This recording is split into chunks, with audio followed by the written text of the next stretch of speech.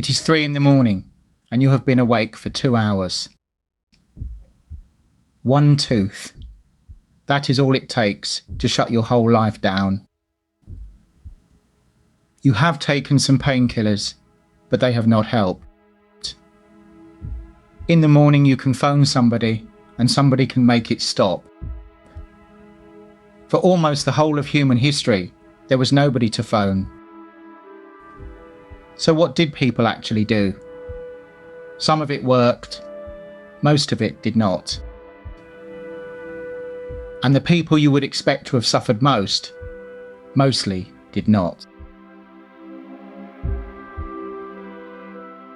Everyone knows people in medieval times had rotten teeth. Everyone is wrong. We can check. Their teeth are still in the ground, and we count them. In early medieval England, decay shows up in 1 to 5% of teeth. Not 1 in 5, 1 in 20, at worst. Their teeth wore down. They did not often rot through. The bread did that. Ground between stones, and the grit came with it. What rots a tooth is not hardness, it is sugar. Bacteria in the mouth eat it, and what they make is acid. The acid takes the enamel away, slowly, then all at once. Medieval England had honey, and not much of it, so mostly teeth held. But when one did go, there was nothing. Nothing at all. They believed a worm lived in the tooth, and the pain was the worm moving. So you smoked it out. Henbane seed and wax burned under a funnel.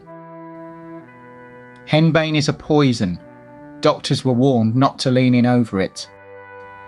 If the smoke failed, they heated a needle and put it on the tooth. You could pray instead. St. Apollonia had her teeth pulled out, then was burned. Ask her on the 9th of February and the pain was supposed to go. Or you drew 3 lines on parchment for running water and touched the tooth. An English physician wrote that you could pass the pain into a centipede. None of it worked. They were not stupid. There was simply nothing to be had. And then one English town shows us exactly what was coming. Gloucester was rich. Ships, trade, and sugar and fine flour early. Its medieval dead have decay in 24% of their teeth. Everywhere else in England ran between 4 and 15. Same century. One town got sugar early, and its mouths jumped 100 years ahead. What happened to Gloucester was about to happen to everybody. Sugar came in on ships, and at first only the rich could buy it. So the teeth of the rich rotted first, which is not how these stories usually go. A German traveller met Elizabeth I in 1598. Her teeth were black, he wrote, a fault the English get from too much sugar. A visitor could see it. He knew the cause. Nobody did anything for 200 years. Not quite nobody. In 1728, a French dentist wrote a book. Pierre Fauchard threw out the worm. There is no worm, he said. What was rotting teeth was acid, and what made the acid was sugar. He was right. He was completely right. It changed nothing at all. Because sugar got cheaper every decade, and everybody's teeth got worse with it. By the end, London's rich and London's poor were in the same state. So what did you do in 1760 when a tooth went bad? There were no dentists to speak of. There was the man with the strongest grip. You went to the blacksmith. We know, because somebody printed a picture of it in 1768. It is called the village doctor, or blacksmith turned tooth drawer. A woman in a chair, a smith over her husband watching, doing nothing. There is a verse printed underneath, and she gets a line of it. Why, dame, how you hollow, and hold by my horn. Hold by my horn. He is telling her to grip the anvil. This is the room. It has one door and one fire, and it is always the same. In the morning it is cold. By 8 the fire is up, and it will not go out until dark. She has walked 3 miles with her toothache, and she has not slept.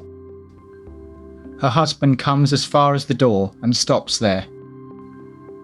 The smith lays out what he has, a pelican and a key. The key is the newer one. It looks like a door key, and it works like one. You hook the claw over the tooth, then you turn. That is what the anvil is for. Her husband looks at the floor. There is nothing else he can do. It only takes a few seconds, but people remembered it for the rest of their lives. By evening the fire is out, and tomorrow somebody else will walk in. That is what it cost to stop the pain, a hole where the tooth was. And if you had money, you did not have to keep the hole, because there were still people whose teeth were sound, poor people.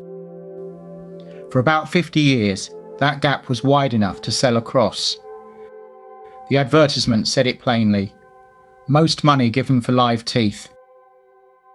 A front tooth was pulled from a servant or a child and pushed straight into a paying mouth. John Hunter was the most famous surgeon in Britain, and he made it fashionable. The teeth loosened and fell out within a year or two. They tried anyway. Then the trade found a better supplier. 1815 and the Battle of Waterloo. 50,000 men lay dead or dying, and by morning they had been stripped. Young men, sound teeth, taken with pliers and sorted into sets. They were sold for dentures for 30 years. The name Waterloo teeth came later, which means the people wearing them may never have been told. And then, in 4 days in December, all of it ended. A ship docked in Liverpool, carrying a letter from Boston. In America, they had made a man sleep through surgery. Ether. The letter reached a house in Gower Street on the 17th. 2 days later, a dentist called James Robinson gave ether to a young woman. And he took out a molar. And she felt nothing. The first time anyone in England slept through pain, it was for a tooth. Robert Liston's famous operation, the one in the books, came 2 days after. You would think that is the happy ending. Britain then pulled more teeth than ever. Because now it did not hurt. A clearance became a present. Girls were sometimes given a full set of false teeth for a 21st or a wedding. It was meant kindly. It was cheaper than 20 years of this. In 1949, £61 in every 100 Britain paid dentists went on false teeth. £6 in every 100 went on pulling. Almost nothing went on saving them. And then it worked. The pain problem was solved so completely that the job changed.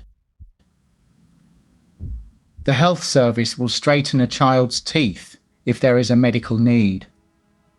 It will not straighten yours. It will not whiten them either, anywhere in Britain. That is not a health problem. So people buy it, all ages, quietly, for years at a time.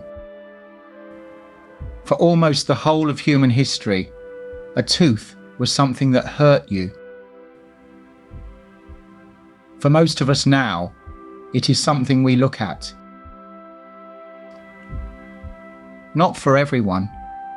People in Britain still pull their own teeth at home. Next time, what childhood was actually like before school.